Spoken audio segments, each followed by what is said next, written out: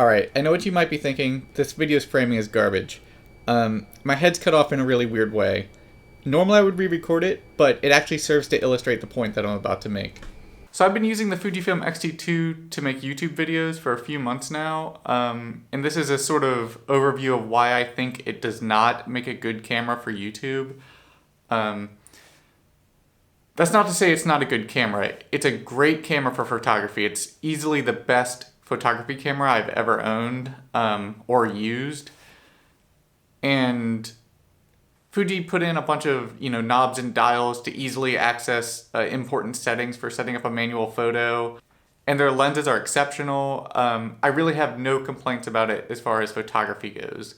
It's the camera I use for these shots, which I think look a lot better when I use my Fujifilm than my Handycam. That's not a big surprise, but it's leagues better. The problem I have with the camera is usability for creating YouTube videos, especially videos where I have to film myself. And that's my primary use for the X-T2. The thing is you can't turn the viewfinder around, and there's no front indication of when it's recording. So there's no way for me to sit in front of it and know that it's recording, know that it's in focus, know that it's framed well. I just can't tell. In fact, like right now I'm recording this and all I see is, let me do this. So I'm recording this right now and this is how it looks. I can't tell that it's recording. There's no indication that it's recording. I can't turn the viewfinder around. And I really don't know right now that it's recording. I assume that it is. Usually if it shuts off, which it does shut off randomly, you'll hear a little click. And there might be some setting to make a louder sound. So there doesn't seem to be any great solution to this problem built into the camera. And sometimes when I'm recording, I will actually get up and occasionally and look behind it. And that's really unacceptable in my opinion. I think there's a lot of other great cameras out there that solve this problem well. And it's really unfortunate that Fuji didn't design the camera with this use case in mind. So the major problem I have with it then is that you can't tell that it's recording, you can't tell whether it's in focus, and you can't tell how well it's framed. I've had shots that were out of focus for sure, because I sit in front of it and I use the remote to start it, and if it grabs the wrong thing, there's no way for me to know. Then there's further issues I have with it, which are technical issues. It will shut off randomly when it's recording.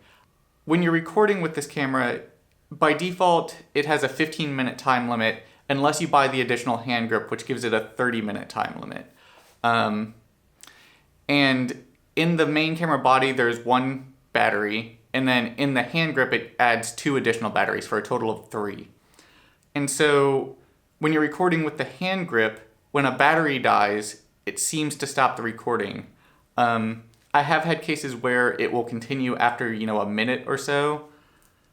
I don't think this is intentional. I think it's a defect in the hand grip. In fact, I've researched this a bit, and that definitely seems to be the case, but it seems to be a really common problem. I have heard that Fuji will replace the hand grip, and I haven't contacted them yet, and I may add an update to this whenever I do contact them, which has been on my to-do list. But it seems like such a prevalent problem that you can't really bet that you'll buy the hand grip and not have that problem. And for me, it stops recording almost 100% of the time when a battery dies, and it goes through the batteries in succession. So it goes through battery 1, battery 2, and then it'll go through the body battery. Wow, my face looks stupid here. I should say here that I get maybe 45 minutes or so of recording off of one battery. So you get one full 30-minute recording, and then maybe half a recording where it'll stop, and then it'll continue on to the next battery. So there's some other technical issues with the camera. So for one, you cannot record with it on DC in. It does have a DC in on the hand grip that you can charge the batteries with the hand grip still on, but you cannot record off of that power, which I think it's really unfortunate to have that DC input but then not be able to use it to record while it's plugged in.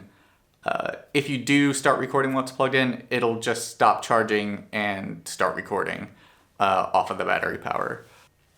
My Sony Handycam does let me record while it's charging, and it's such a great feature because I use the Handycam to record my drawing videos, which can easily be hours long, and so having to run it off a battery would be a huge problem. And I really wish camera makers would consider that use case as well. That being said, the 15 and 30 minute limit is a huge problem if you do want to make longer recordings. There's other little minor things like the audio, the built-in audio isn't that great. It's easy enough to get a mic that mounts to the hot shoe, and I don't think many cameras have great built-in audio, so it's not really a problem in my opinion. One other issue which relates to video quality, and is my only real complaint about the video quality, is that they suggest you need to set all of the settings to auto to do the video recording, and if you do not do that, I have had cases where you get banding in the video. Okay, so here's an example of the banding. As far as I can tell, it happens when there's a bad combination of ISO and shutter speed settings. For example, if you set it to 6400 ISO and 1,000th of a second shutter speed, you'll get this banding. It seems consistently across lenses that I get this banding with those settings. But if you do set everything to full auto, it might subtly affect some of your shots when it tries to adjust for changes in lighting. This is, I think for most recording, this isn't really a problem, but if you really want a very high level of consistency, it's something to be aware of. So if you're buying this camera and you're not bought into the Fuji system, I would urge you to look elsewhere if you're going to be using it for YouTube videos where you need to talk to the camera. There's workarounds to some of these problems, but I don't think any of them are satisfactory. You can attach an external monitor, but that's not good enough if you're going to be carrying the camera around and doing like vlog style things. It makes the whole setup way too bulky in my opinion. Not to mention a good external monitor that does recording like a Shogun or something costs you well over $1,000. So if you're doing a vlog style channel, absolutely look at a different camera.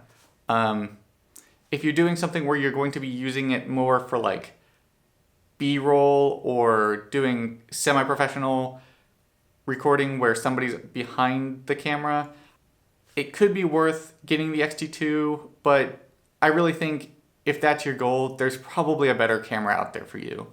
So as far as using the X-T2 as a video camera, I can't think of any use case where the money invested could not be spent better elsewhere. Right now, it's a nice to have feature in a photography camera. And I do think as people start to move more and more towards video and buying cameras that do both, Fuji really needs to consider how people are going to be using cameras in the future, especially for use cases like this where, you know, you might be talking to the camera alone, making YouTube videos. I think small video production is just something that's going to become bigger and bigger. And so camera makers need to really heavily consider that in the future.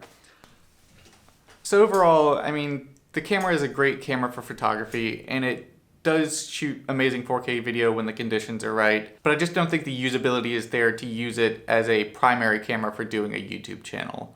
And I really hope that Fuji gets this right in the future because I really love the Fuji system. However, as I'm moving more and more into making YouTube videos, for me personally, I would have to move away from the Fuji system if they don't address these things in the next iteration of their cameras. I really hope this helps you get some insight into the usability of the FujiFilm X-T2. I hope it helps you decide on whatever camera you end up buying, and thanks for watching.